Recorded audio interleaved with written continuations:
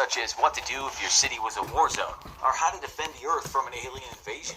In these and many other videos, we often advocate that you do one thing: flee the cities. In such a catastrophic scenario, cities will become death traps, and with cities importing all of the food and most of their water that they use, your survival could very well depend on learning to live off the land. So today we're tasking our favorite wilderness lab rat to hit them bricks and teach us all how to survive for 3 days, eating only what you can catch. Day 1. So, I sort of have trust issues with the infographic show. Now, they've typically been upfront about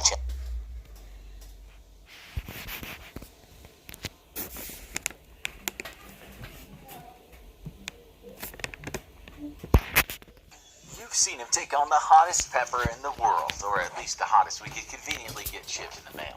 You've seen him survive 3 days homeless on the streets of Los Angeles. You've seen him live for 24 hours trapped in a bathtub and give a poor delivery driver trust issues. Now we're turning over our fourth from the bottom most important writer to you, the fans, and leaving him to your mercies. Today, we're putting him in a survival challenge situation that comes straight from the viewers. 72 hours alone in the forest. Okay, so before I get into my experiences with this challenge, I just want to be upfront and state that this might be my last challenge episode. The infographic show pays me well for the sometimes dangerous situations I get myself into. But after this challenge, I had to step back and really think about if I want to continue with these challenges. As you'll find out, I ran into some serious trouble out there, and things could have gone bad multiple times, and I think I just need to reevaluate things going forward. Unfortunately, I lost my journal during one of these incidents, so I'll have to work from memory on retelling my wilderness survival experience. When I first got the challenge, I was kind of excited. Truth be told, one of the reasons I do these challenges is because I like pushing my limits. I hate sitting at home being comfortable all the time, which might sound weird, but I guess I've accepted that it's just who I am. It definitely drives the girlfriend crazy who would prefer I live a perfectly safe, normal life. 3 days and nights alone in the forest, and not just the backyard woods.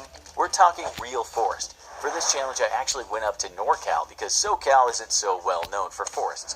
Plus, we're entering fall, which means that the few mountain forests that are here are going to get very, very cold and possibly even snowed on, which would very quickly make this challenge extremely dangerous. For a solo challenge with no support, I'm not willing to risk it. I went up north enough to hit the rainforests of the Pacific Northwest. The show's lawyers have warned that we shouldn't give out any specific locations so that nobody's crazy enough to try to go up there and repeat our experiment. This is also a perfect opportunity to state the obvious. Don't do this. Seriously, don't.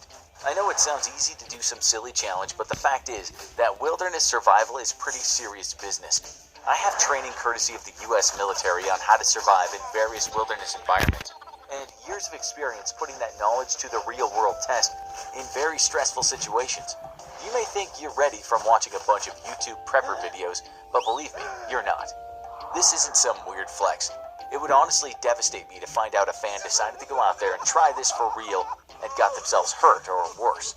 If you're interested in survival, take some local classes or join the Boy Scouts. Get out there into the woods in a supervised environment and build the fundamentals. Matter of fact, I recommend it to everyone. You never know when some basic survival skills will come in handy. Now back to the challenge. For this challenge, I'll have only a survival knife, which, by the way, is not a fancy Leatherman or anything like that. It's literally a folding knife, and that's about it, though it's pretty wicked sharp. It has a reinforced grip, and the bottom of the grip is blunted so that you can use it to smash things. But that's about all the utility you're getting out of it. I'll also have the clothes I wear, which will be underwear, thermal underwear, hiking pants, t-shirt, sweatshirt, and poncho. Sadly, I can only take the socks I get to wear, which do not estimate the necessity of fresh socks in a survival situation. The moment your feet go bad, your odds of survival plummet dramatically. That's about it, except for 4 packets of energy gel, a map of the local area, and a compass.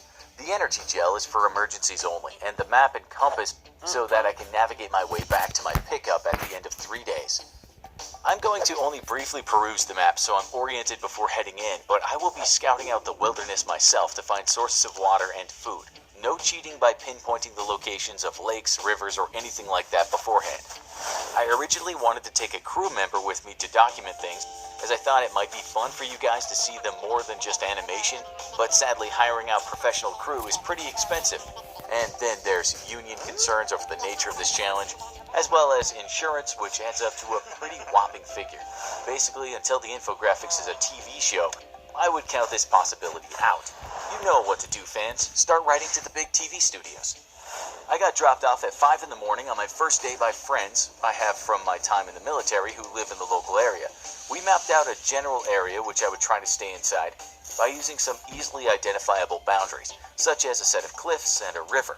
And then we picked 3 different rendezvous locations for pickup.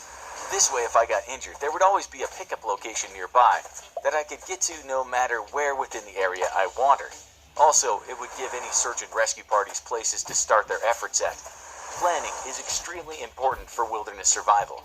When you're in a survival situation, you have to immediately prioritize and then work on your needs in order of priority. My first need was to find water, as I could easily survive the 3 days with no food, but would get into trouble really fast if I couldn't find drinkable water.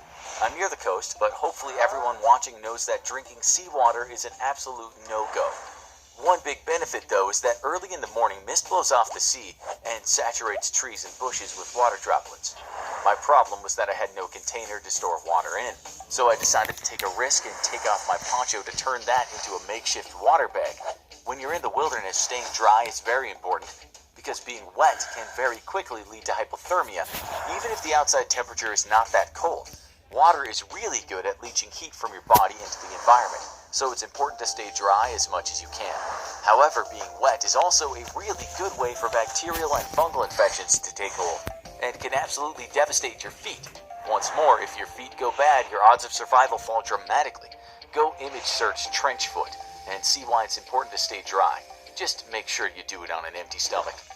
I gathered the corners of my poncho to turn it into a makeshift bag, and then I took my shirt off while putting back on my sweatshirt. And I used the t-shirt to wick up moisture off tall grasses and tree leaves.